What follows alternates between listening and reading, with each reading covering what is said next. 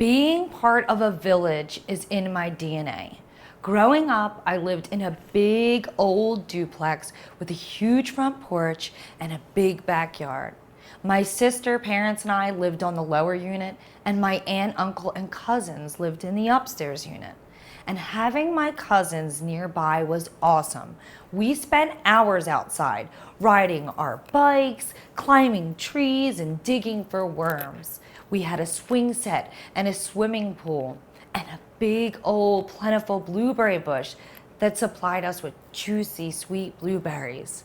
And on Sunday mornings, my mom would have my sister and I pick her fresh blueberries so she could whip up these delicious homemade blueberry pancakes.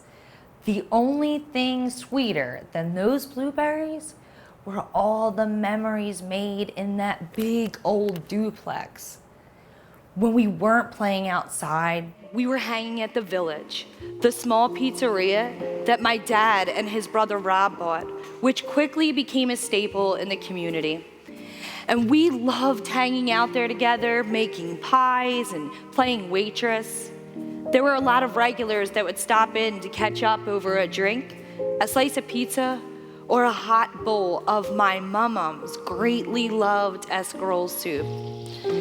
And Mum and Pop-Up became a staple at the Italian Village too. Stop in any night of the week and you'd usually find them there having dinner. And we loved it because that meant that my mum would entertain us. She would tell us jokes and mingle with the regulars all night long while sipping on her cold Miller Lite. And my pop would walk my sister and I around the restaurant, letting us place tiny little pink bows in his hair while my mama was mingling. My mama was a trip. As a younger woman, she traveled and had many friends. She was the life of the party. She loved to dance and drink and gamble. She was a go-getter. She was a badass. Life was good. But unfortunately, it didn't stay that way, and a few years later, everything began to change. My parents ended up getting a divorce, and we relocated to New Jersey. And everyone that I loved so dearly was back in Pennsylvania. I became withdrawn and rebellious. I dropped out of high school, and I struggled with emotional problems as I tried to figure out who I was in this world. On top of this, Mum got dementia.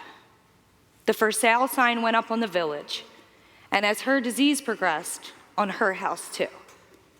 My tribe, my family, my village, it was all changing, and my heart broke.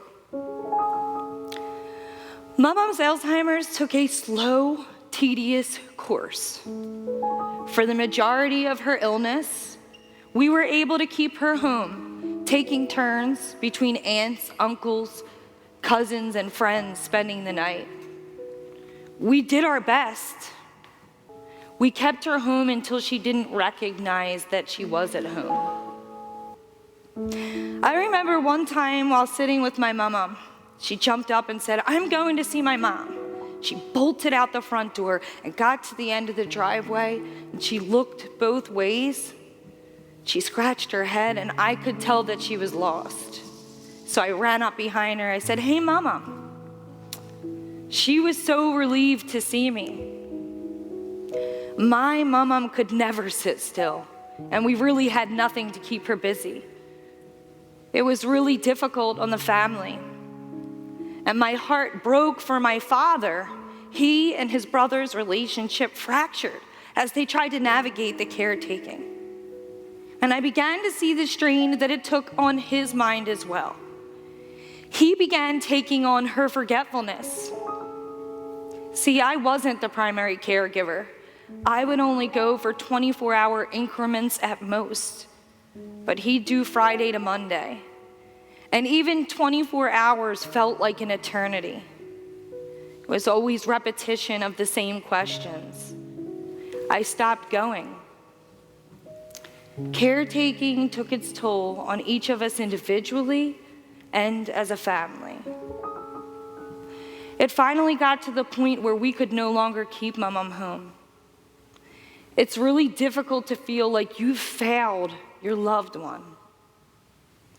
My mom would have never wanted to be in that nursing home, and I knew that she would decline more rapidly, and that's what happened.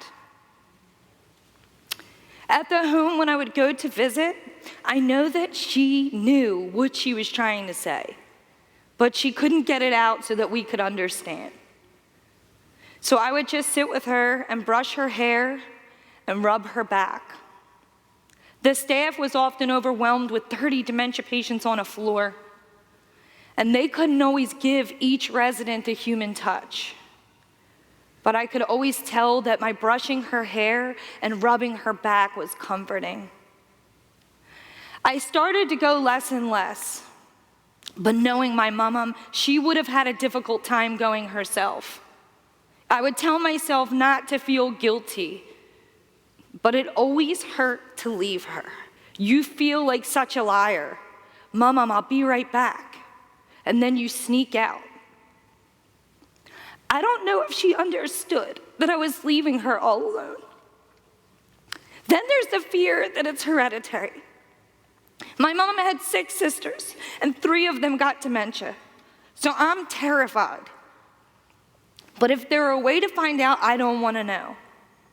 I'm going to live my life, and if that day shall come, then I will deal with it then. At this point, when my mom's life was coming apart, mine finally started to come together again. And in 2004, I gave birth to the most precious baby girl who I named Nevaeh, which means heaven. And she saved me. The love that I had for this tiny human being who's now an amazing teenager is immeasurable.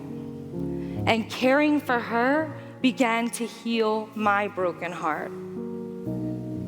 My mom adored Nevaeh, and I will never forget our last visit together. We all piled up high on Mom's bed and read The Giving Tree.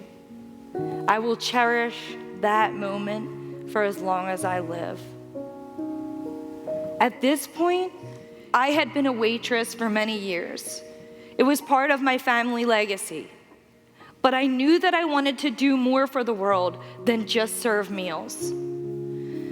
I was a single mom, and I knew it would be difficult, but I wanted to become a nurse. So I started by taking small steps.